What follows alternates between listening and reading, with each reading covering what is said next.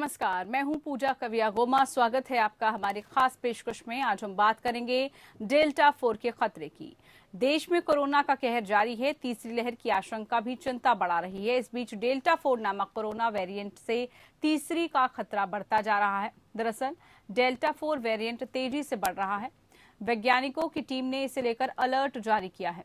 उन्होंने केंद्र सरकार को 13 सितंबर को एक रिपोर्ट सौंपी, जिसके मुताबिक दूसरी लहर के बाद से देश में डेल्टा वेरिएंट में लगातार म्यूटेशन होते रहे हैं।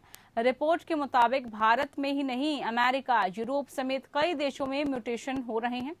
इसकी वजह से वायरस में और अधिक बदलाव होने की आशंका जताई जा रही है। वैज्ञानिकों के मुताबिक भारत में अब तक 25 बार डेल्टा वेरिएंट में म्यूटेशन हुआ है और उसके अलग अलग मरीजों में पहचान भी हुई है। रिपोर्ट में बताया गया है कि अब तक 90,115 सैंपल जीनोम अनुक्रम पूरा हुआ है, जिनमें 62.9% सैंपल में वायरस के गंभीर वेरिएंट मिल रहे हैं। इनमें delta, alpha, gamma, beta, kappa इत्यादि वेरिएंट हैं, जो न सिर्फ दोबारा संक्रमण होने की आशंका को बढ़ा देते हैं, बल्कि वैक्सीन लेने के बाद भी संक्रमित कर सकते हैं। रिपोर्ट में साफ कहा गया है कि भारत में म्यू या फिर C.1.2 नामक वेरिएंट का कोई भी मामला अब तक नहीं मिला है, लेकिन डेल्टा और डेल्टा से जुड़े अन्य म्यूटेशन लगातार हो रहे हैं, जिस कारण देश में महामारी की नई चिंताजनक स्थिति सामने आ सकती है। वर्तमान में डेल्टा 4 के अधिकांश सैंपल मिल रहे हैं। सभी म्यूटेशन को डेल्टा 1 से लेकर डेल्टा 25 तक गणितीय पहचान दी गई है। इन 25 में से डेल्टा 4 नामक म्यूटेशन काफी तेज लग रहे हैं। महाराष्ट्र और केरल में अभी यही म्यूटेशन फैल रहा है। आशंका है कि कोरोना की आगामी लहर में डेल्टा में हो रहे इन म्यूटेशन की बड़ी और गंभीर भूमिका हो सकती है। दिल्ली स्थित IGIB के अनुसार पिछले महीने महाराष्ट्र में 44% मरीजों में डेल्टा 4 वेरिएंट मिला था, जबकि केरल में ये संख्या 30% से भी अधिक है।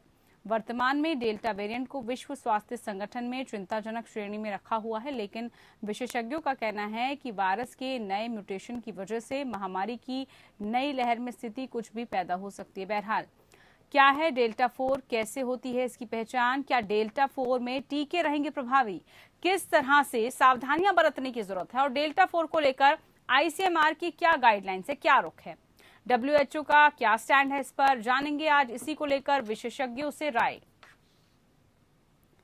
तो डेल्टा को लेकर अब तमाम तरह के सवाल भी उठने लगे हैं कि आखिरकार क्या भारत में लोगों को और ज्यादा एहतियात बरतने की जरूरत है, सतर्क हो जाने की जरूरत है, हमें और ज्यादा अब एहतियात बरतना होगा। दरअसल नए म्यूटेशन की वजह से महामारी की जो नई लहर की स्थिति है वो कुछ भी पैदा हो सकती है। इसीलिए डेल्टा 4 ये क्या है, कैसे होता है और हमें कैसे इससे बचना है। जो नए नए वेरिएंट कोरोना के आ रहे हैं अपग्रेड होकर, उससे हम कैसे अपना बचाव करें, कैसे हम अपनी रक्षा करें, आज इसी को लेकर हम चर्चा करेंगे। खास विशेषज्ञ हमारे साथ पैनल जुड़ा हुआ है, उनसे हम चर्चा करेंगे। हमारे साथ doctor Anshuman Kumar, senior doctor, Dharamshila hospital से जुड़ चुके हैं। बहुत स्वागत है आपका डॉक्टर अंशुमन। हमारे साथ doctor Anita Ramesh, senior doctor, Apollo hospital से जुड़ चुकी हैं। बहुत स्वागत है डॉक्टर अनीता जी आपका। सबसे पहले मैं डॉक्टर अंशुमन आप ही के पास आऊंगी और पूछना चाहूंगी कि डेल्टा 4 क्या है, क्योंकि अब इसको लेकर हमें और सतर्क रहना है। अब तीसरी लहर की आशंका क्योंकि बताई जा रही है बहुत नजदीक है और नए नए वेरिएंट आ रहे हैं, तो डेल्टा 4 आखिरकार है क्या और कैसे इसकी जो पहचान है वो हम जो आम लोग हैं वो पहचान कैसे कर सकते हैं इसकी?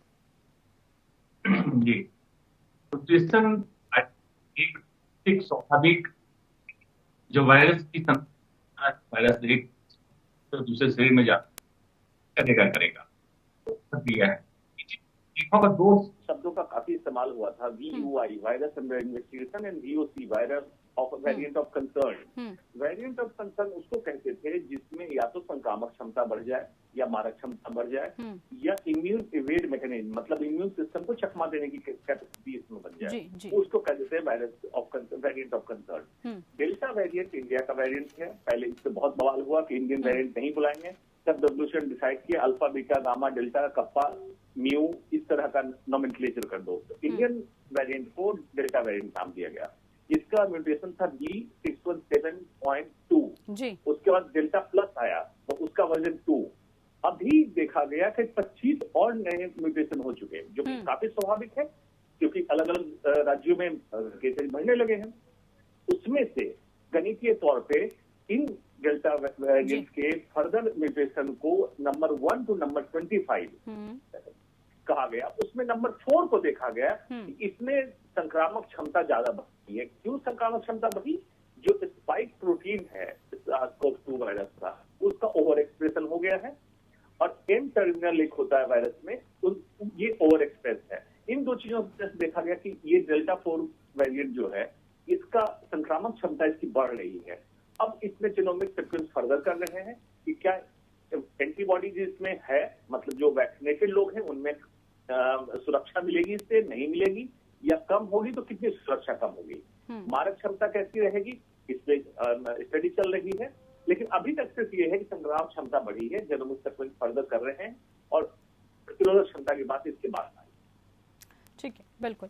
ये तो रही कि क्या है आखिरकार डेल्टा और कैसे इसकी पहचान होती है। डॉक्टर अनीता, अब मैं आपसे समझना चाहूंगी, क्या डेल्टा 4 में टीके जो हैं वो प्रभावी रहेंगे, उसका इम्पैक्ट पड़ सकता है क्या? क्योंकि टीकाकरण जिस तरीके से हम सब के लिए बहुत अनिवार्य है, उसको लगाना बहुत जरूरी है, लेकिन अब लोगों के मन में ये भी शंका है कि डेल्टा 4 क्या इस टीके के लिए प्रभावी साबित होगा?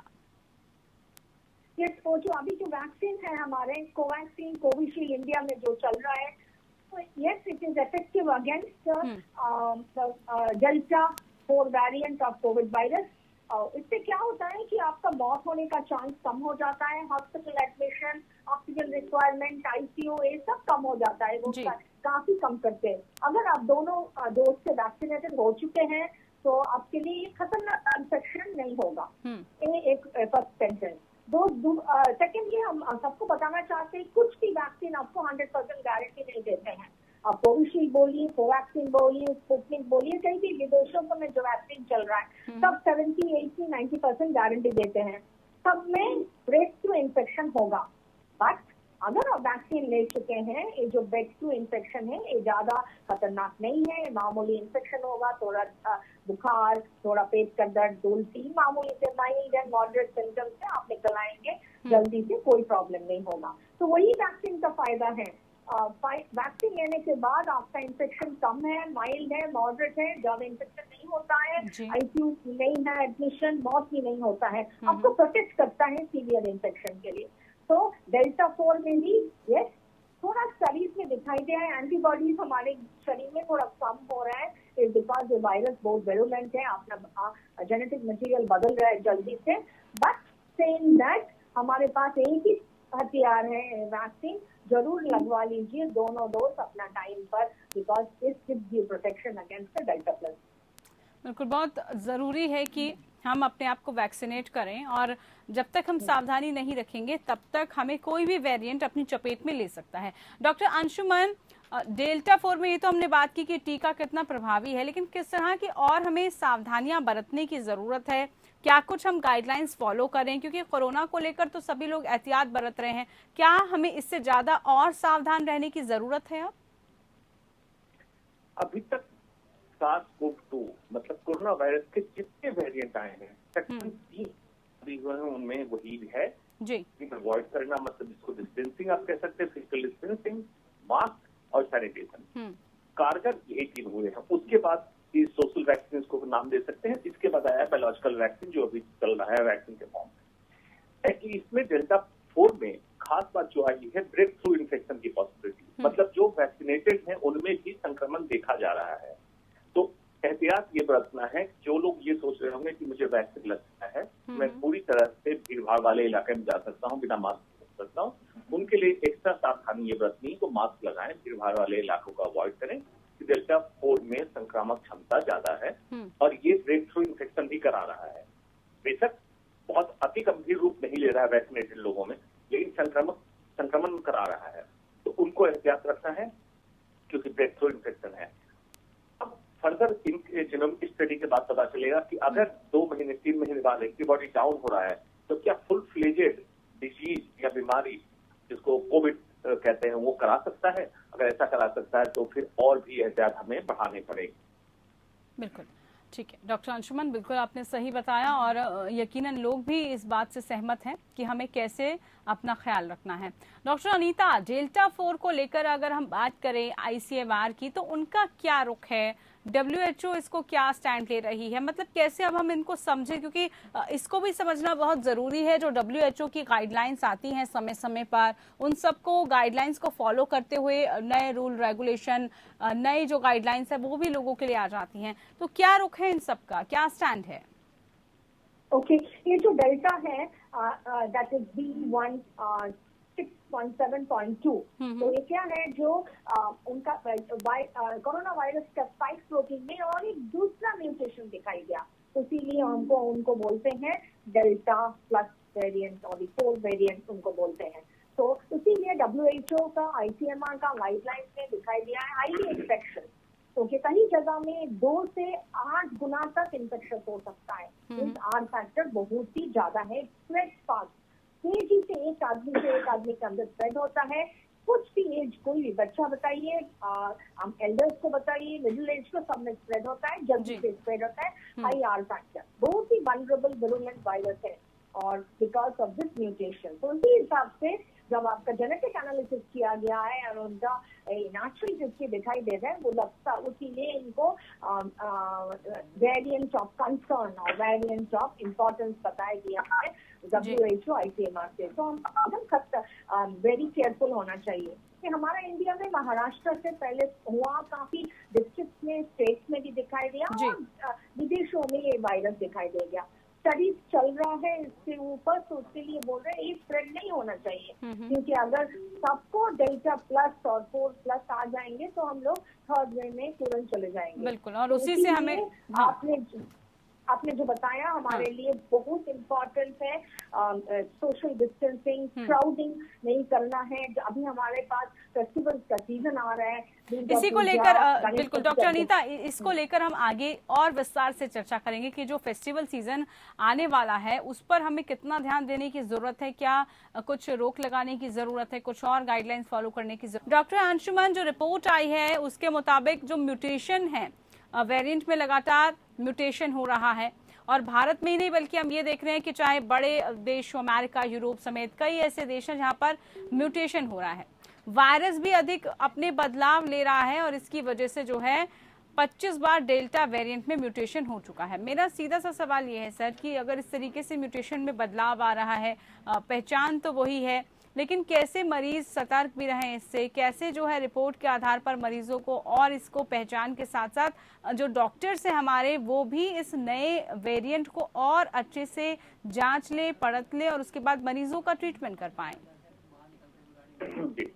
देखिए, जहां तक बात, जैसे मैंने पहले भी कहा कि एक वायरस में स्वाभाविक प्रक्रिया होती है, खासकर सिंगल स्ट्रैंडेड वायरस बहुत तेजी से म्यूटेशन करता है। और आपको जान के आश्चर्य होगा, अभी तक कोरोना वायरस में 26,000 से ज्यादा म्यूटेशन हो चुके हैं। ये सुनकर लोगों को आश्चर्य लगे, लेकिन हम लोग क्यों कम जानते हैं? क्योंकि वेरिएंट ऑफ कंसर्न जो होता है वही पब्लिक के लिए बताया जाता है। वायरस अंडर इन्वेस्टिगेशन को हटा दिया जाता है क्योंकि उसमें कोई खास बदलाव नहीं आया।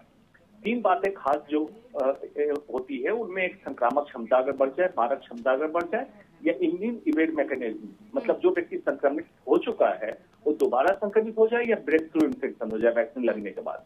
तो डेल्टा 4 में ऐसी संभावना देखी जा रही है। और वर्ल्ड वाइड, जैसा आपने बताया, डेल्टा मैक्सिमम वायरस स्ट्रेन को रिप्लेस कर चुका है। अल्फा, बीटा, गामा सबको रिप्लेस करके अब world wide most common strain delta strain हो चुका है।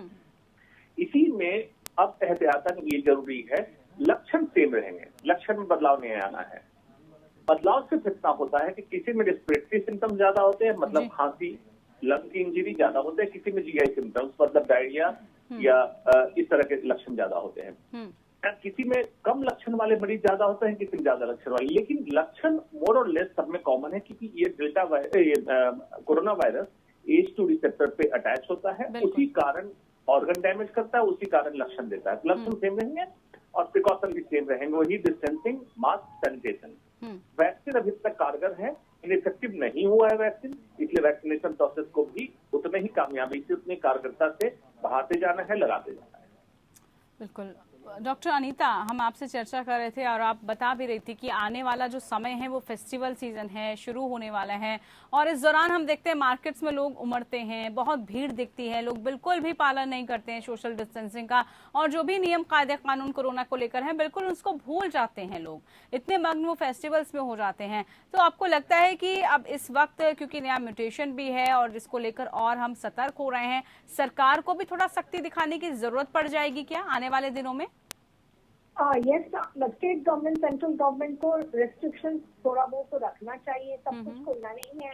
पर्टिकुलरली इलेक्शन मीटिंग्स जैसे मैरिज, हमारा फेस्टिवल का सीजन लिमिट करना है, restriction in place, full lockdown नहीं करना है, नहीं तो आप कंट्रोल नहीं कर पाएंगे। अभी शॉप पर शॉपिंग में जाना है और दुर्गा पूजा आ रहा है, दिवाली आ रहा है, छठ आ रहा है, मुस्लिम फेस्टिवल्स आ रहे हैं, क्रिश्चियन फेस्टिवल्स आ रहे हैं, सब मनाएंगे बट रेस्ट्रिक्शन लेना चाहिए। तो गवर्नमेंट का फर्स्ट एंड वेरी इंपॉर्टेंट हमको रेस्ट्रिक्शन प्लेसने चाहिए। जैसे महाराष्ट्र किया गणेश चतुर्थी में, ओके, पंडल के बारे में, विजिटर्स के बारे में वैसे ही करना है सब जगह में। नेक्स्ट इज अगेन इलेक्शन, अब कंट्रोल करना है, इससे ज्यादा आदमी नहीं आना है वहीं पे, विदाउट मास्क एंटर नहीं करना है।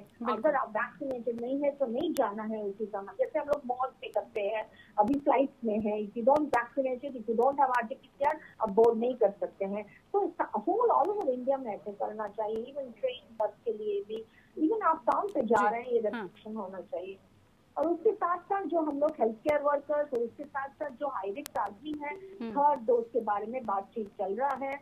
I think government has already given some approval DCGI के आप थर्ड डोज ले सकते हैं, जैसे Pfizer, Moderna, Johnson and Johnson अगर आप हैं। उसी के साथ साथ जो हाई रिस्क इंडिविजुअल है, जैसे हमारा किडनी कैंसर पेशेंट, उसके साथ साथ heart patient, kidney transplant patient, और जिसका ब्लड प्रेशर ज्यादा है, शुगर अनकंट्रोल है, इम्यूनो कॉम्प्रोमाइज, उनको थर्ड डोज के लिए बातचीत चल रहा है। बहुत ही जरूरी है क्योंकि स्टडीज में दिखाई दिया गया है एंटीबॉडी टाइटर धीरे धीरे कम हो जाता है 6 मंथ के ऊपर, 6, 7, 8 महीना में थोड़ा कम री इन्फेक्शन का चांसेस ज्यादा है।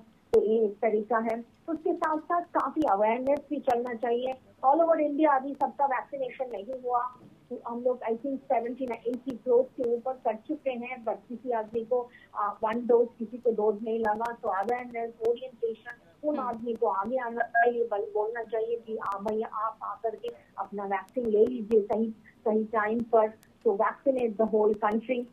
बच्चों के लिए हम लोग स्कूल खोल दे चुके हैं, तो इसीलिए बच्चों को वैक्सीन को जल्दी से you have to bring it to the market. I think approval studies चल रहा है इंडिया में, जाइडस कोवैक्सीन, SARS-CoV का वैक्सीन ऑलरेडी इनिशियल स्टडी शुरू हो गया अगस्त से, सितंबर से एंड में it is suppose to come to the market. अगर आ जाएगा, पर्टिकुलरली दोज चिल्ड्रन जो स्कूल जा रहे हैं 9, 10, 11, 12, उनके बोर्ड एग्जाम है, वो बहुत ही रिस्क में है, बाहर जा रहे हैं, वो इन्फेक्शन हो जाएंगे, उनको जल्दी से वैक्सीनेट करना है। उसके साथ साथ हाई रिस्क चिल्ड्रन, जैसे बच्चों का इलाज चल रहा है किसी बीमारी के लिए, उनको भी वैक्सीनेशन का जरूरी है, because otherwise they will be focus for the vaccine. इसके साथ साथ हमारा होल कंट्री में अवेयरनेस चाहिए, एयरपोर्ट में रेस्ट्रिक्शन चाहिए, कौन आ रहे हैं, RT-PCR का बहुत ही जरूरी है।